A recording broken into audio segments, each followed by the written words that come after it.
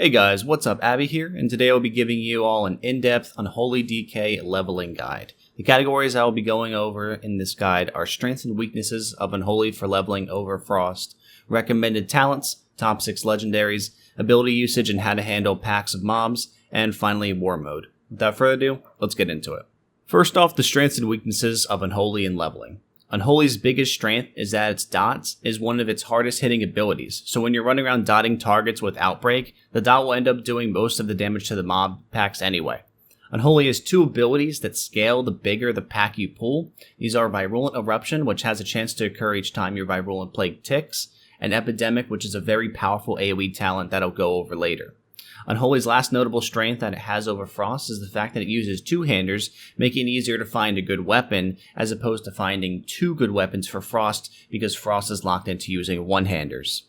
Unholy's weakness is outside of Virulent Plague. The ramp time for its AoE is pretty substantial. Festering Wounds do take time to apply, even after casting Unholy Frenzy. And Unholy doesn't have any good slows like Frost does. However, the packs die pretty quickly anyway, thanks to Virulent Plague, Virulent Eruption, and Epidemic, but we also don't have huge burst abilities for AoE like Frostworm's Fury, or combining Obliteration with Frost Scythe. But overall, Unholy's weaknesses are outweighed by its strength, making it a very solid leveling spec. So now we're going to be going over the talent build that I recommend for Battle for Azeroth and Unholy DK leveling. Now this is the talent build that I found most effective. It might not be the overall most effective, but through personal testing I found this to be the best leveling build. So this is the leveling build that you see. Now let's go over each individual tier and I'll show you guys any alternative talents that are useful for certain situations. For the 56 tier, I found Clawing Shadows to be significantly better than the rest. In fact, the Claws does have synergy with Bursting Swords and Death and Decay. However, Clawing Shadows just has some incredible utility. So let me show you guys here. So as you can see, 3 training dummies. If I throw a Death and Decay below myself and I start casting Clawing Shadows, as you can see, it is cleaving all 3 targets. Because as long as you are standing in your Death and Decay, your Clawing Shadows cleaves. Meaning I can be away from targets while kiting and casting Clawing Shadows. As long as I am standing in my Death and Decay, it is going to cleave all the targets nearby the initial targets that I'm attacking. This is incredibly useful. This allows you to throw up some Festering Wounds, pull a bunch of packs, and then just throw down a Death and Decay from a distance and just start popping your Festering Wounds on the target. This also allows you to run Bursting Swords. And now let's get into the 57 tier for Bursting Swords. I do recommend Ebon Fever instead. However, Soul of the Death Lord is an incredible legendary. Let me bring it up in my inventory right there. So it allows you to get the Bursting Swords talent. I highly recommend running this ring if you have it. It is just incredible for this exact situation where you're kiting, you're casting Clawing Shadows after you've put up some initial Festering Wounds on the target, and you're also running Ebon Fever if you are running that, because you're guaranteed to get Bursting Swords. You have the choice of the other talent. Unholy Blight is just okay. It's not great by any means, but if you do not have that ring, then Ebon Fever is your go-to choice. It is ridiculously powerful, just insanely strong talent. I just recommend this in every situation for leveling. Next up, the 58 tier. I do recommend Death's Reach. However, all the talents in this row do have some form of utility. I just like Death's Reach because it allows more Death Grips while leveling. Death Grip is great for control. It allows you to just bring up that one remaining quest mob to you, or if you, just really that's the best situation. And it also, Death Grip is the go-to to proc Sephuz. So it's just a really nice talent. If you're having trouble kiting, I do recommend Grip of the Dead. However, from what I just showed with throwing Death and Decay below yourself and then casting from a distance, Grip of the Dead doesn't have any utility when you're doing that. So if you really are having trouble kiting, then I recommend just dotting everything up, throwing down a Death and Decay below your targets with Grip of the Dead, and then those targets will never get to you. Next, the 60 tier, I do recommend Soul Reaper. The other are just not even close to the utility and the versatility of Soul Reaper. The reason this is just an insane talent is because it does good damage. It's on a short cooldown, meaning you can do it pretty frequently. It generates runes, so if you're just rune starved, throw this down, you're good to go. but the ability to get a haste buff while also dealing damage is just amazing. You can either use this to do damage, or you can use this to gain the haste buff. I mean, just the versatility of this talent is incredible. It's just a very, very powerful talent. I highly recommend using it. I highly recommend trying to use this when the target is not about to die, because you still want to benefit from the damage a little bit. So I would use it when you're expecting it to die within an 8-second period. That way you're still going to get the haste buff and it's still going to do a good amount of damage. Next up, the 75 tier. I pick 100% of the time Death Pact, because the ability to just throw yourself back to full health or whatever you were at. Throw yourself up 50% of your health. That's a huge heal. And that just allows you to have so much less downtime to heal when leveling, because you're either going to stop, you're going to drink or eat or whatever, or you're going to Death Strike the targets. Both methods slow down your leveling process. Throwing on a Death Pact every 2 minutes will just cut down on that time by a ton. Wraithwalk, if you're leveling in a group, though, is very good for keeping up with the group, because where Death Knights were slow, this is a great alternative if you're leveling in a group and you're not really taking a lot of damage. Next up, the 90 tier. It's just cut and dry Epidemic. It's incredible. It's such a strong talent. It is just amazing. So let me show off how incredible Epidemic is. Throw that on, and then I just cast my Epidemic. As you can see, it's hitting the initial targets, and they are cleaving on every other target. Now, you might not see how much damage it's really doing, because I still have the Clawing Shadows up. But as you can see, that just does a lot of damage. And the benefit of this talent, and the reason why it's also so good, is because it flares up and deals damage to surrounding targets. So the more targets that you pull and throw on an Outbreak to, the more damage your Epidemic is going to cleave. That's just amazing.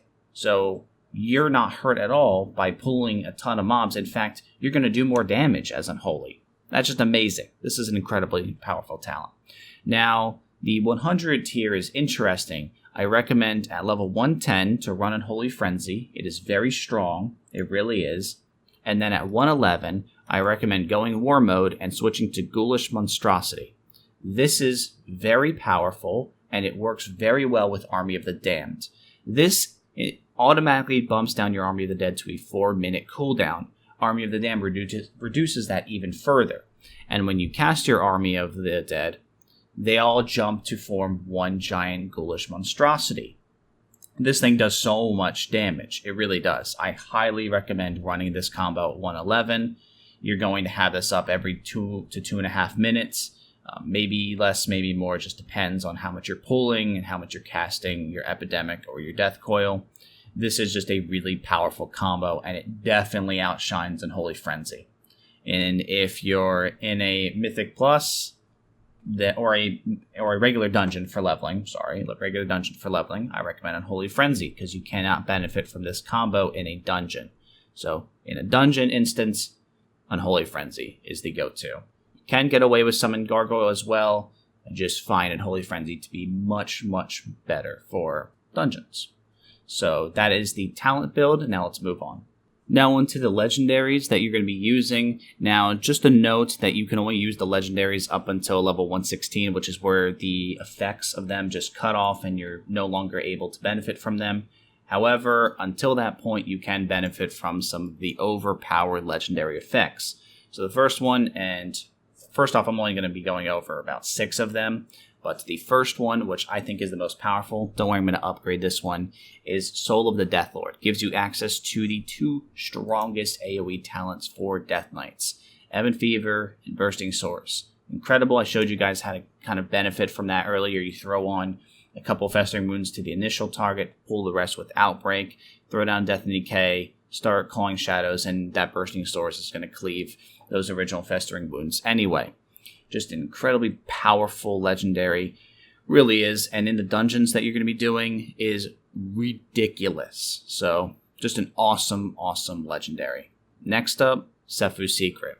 Death Grip does proc Sephu's Secret. Death Grip is up more often than Sephu's Secret cooldown is. So this cooldown is 30 seconds, Death Grip is 25, meaning you're going to have a Death Grip every time Sephu's is off CD. So Just an amazing legendary. 25% haste is huge. 10 seconds is easily enough time to kill a giant pack of mobs. It's awesome. Next up is actually Kill Jaden's Burning Wish. Now the reason I have this on here is because a lot of stats and a really cool use effect. Low cooldown, a minute 15 is very low cooldown, and the damage on it is pretty crazy, and it does AoE. So you pull a bunch of mobs, and then you just Kill Jaden's Burning Wish them, and they melt. So just a lot of damage. As you can see, it's more damage than even Virulent Plague does. So just awesome. Really powerful legendary. Next up is a legendary that I recommend you have a switch for, and that's Agrimar's Stride. Provides a lot of movement speed. If you're leveling in a group, I recommend using this just because your damage doesn't matter nearly as much as keeping up with everyone. And with this legendary, you might even be faster than everyone, with the exception of maybe a druid or a shaman who have their travel forms. This is a really powerful legendary for keeping up with people, and I recommend having this for running indoors if you're ever going to do something in a cave, or if you're running through a town or through a confined area where you're not allowed to mount up. I recommend using this legendary for those moments. And next, I have a tie between Death's March and Cold Heart. These are both very niche legendaries. Death March, of course, provides you near 100% uptime of Death and Decay, and definitely a 100% uptime on Defile. And Cold Heart provides you that burst to kill that one annoying mob. Both are niche. If you don't have these legendaries, then try these two out. They're both strong in their own right. Death March is very powerful for dungeons, so I do recommend trying it out if your group is really having trouble with AoE in dungeons while leveling. Then this is pretty powerful because it just allows you to have just the highest uptime on some pretty heavy cleave. So something to look at, definitely. And Cold Heart, again, that one remaining mob, you throw a Cold Heart on it or Chains of Ice with max stacks, and it just dies. It just dies because this does so much damage. So those are the legendaries that I do recommend. Of course, if you have the choice, I recommend these two. The reason these two aren't higher on the list, Cold Heart and Death's March, is because those are Azerite slots. So chances are your first Azerite piece, what you get at 110, is going to be the chest. It's the best choice. So Cold Heart just doesn't have a place after that. These two legendaries are phenomenal. They don't take up Azerite slots, and they have very, very strong effects. So now I'll show you guys how to pull multiple packs of mobs. Now this is the best way to finish quests quickly, is to just pull everything in one big pull, and it especially works best for Unholy because two of our strongest abilities do have cleave effects where they gain damage the more you pull. And those are, of course, Outbreak or Virulent Plague's Virulent Eruption. And Epidemic also has a cleaving component to it. So let me show you guys how to pull here. Now I am in significantly lower item level gear than I normally am. 192 with a weak weapon. And let me show you guys how to pull here. I'm just in the Broken Isles. Things here are, relatively weak, but we just outbreak everything, and things, they don't really hit hard for a while, especially because you're going to be just kiting everything like this, and then you start casting your Epidemic, and everything just absolutely melts once you start doing that. And as you can see, I didn't really take much damage at all, but you can usually do on beta, I was doing about 4 or 5 pulls before I had to cast Death Pact. Then you just Death Pact, and by the time you need a Death Pact again, it'll be up again. Now, if things are going to live through your Outbreak and your Epidemics, then when you're low, you're just going to throw down a Death and Decay, and you're going to Clawing Shadows from a distance, and it cleaves everything, and it also hits very hard, so you don't really have to worry about things surviving past that. And usually things won't even survive to that point. So that's really how you pull big packs of mobs. Again, as you saw, it was just cleaving everything. If I bring that up right there, as you can see, Virulent Eruption did a ton of damage, and Epidemic Cleave also did a good amount of damage as well. Things don't really survive past that point, so that's really it. And if things are going to survive past that point, or you're doing dungeons, then you just want to follow your regular rotation priority, which I have down in the description on Icy Veins, which I now write for. Now I'm going to quickly go over War Mode talents. So there are 4 War Mode talents that I believe are cuts above the rest. However, some of the War Mode talents are good if you're expecting a lot of PvP. But I'm not going to be going over that. I'm just going to be going over PvE content. Now, for this original talent, which you have 3 choices of, I think the only one that really has a place here is Gladiator's Medallion compared to all the others. Just offers, if you're attacked while in war mode, a nice get out of jail free card to just get rid of any CC and run away. Because chances are, if you're leveling solo and you get tagged by someone or a group of people, you're just going to want to run away. But then we have the actual ones that deal damage. These 3 are pretty solid choices for 110. However, once you hit level 111, I recommend swapping out Necrotic Aura for Ghoulish Monstrosity. This is an incredibly strong talent, and while you do that, if you decide to do that, I do recommend switching from Unholy Frenzy to Army of the Damned. So let's go over some of these talents. Wandering Plague is phenomenal because you're going to be casting Outbreak on everything already. This is just extra damage, and it just keeps jumping, so it's just awesome. It's a short dot, it doesn't deal a ton of damage, but it's just extra damage, which is just really nice for killing things even faster. Pandemic is interesting because you're casting Outbreak like 8 to 10 times when you're pulling a bunch of packs of mobs. So every time you cast that Outbreak, all the enemies that are nearby you that already have Virulent Plague on them, that duration is going to be refreshed. Virulent Plague, of course, has about 19 seconds on it because when you have Ebon Fever, because it refreshes itself for about 6 seconds and it has a little bit of Pandemic in it already. So it's about 19-ish seconds. So if that's ticking down a bit, or maybe if the mobs were for some reason to last for more than 19 seconds, this Pandemic talent will make it last even longer. And if you are engaging in World PvP while in war mode, this is a ridiculously strong talent for a bunch of different targets. And Necrotic Aura is great for leveling in a group. The reason it's great for leveling in a group is a lot of the people that you're going to be with are probably going to be doing some form of magic damage. Let's say you're leveling with a mage or a boomkin or an LA shaman or any other range class that uses magical spells.